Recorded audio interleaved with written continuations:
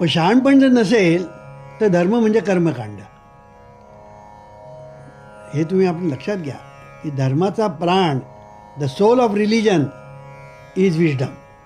The essence of religion is wisdom. आणि जर wisdom नसेल, शहाणपण नसेल, तर धर्मामध्ये जे उरतं ना ते फक्त कर्मकांड उरतं.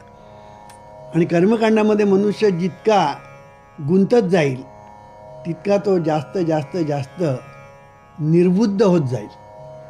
आणि म्हणून जीवनविद्येच्या सिद्धांताप्रमाणे जीवनविद्या असं सांगते की शहाणपण हे महत्त्वाचं आहे. धर्म हा शहाणपणासाठी आहे.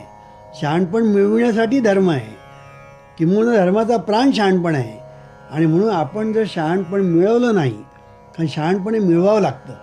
शहाणपण आकाशातून खाली पडत नाही किंवा जमिनीतून वर येत नाही, तर शहाणपणे मिळवावं लागतं.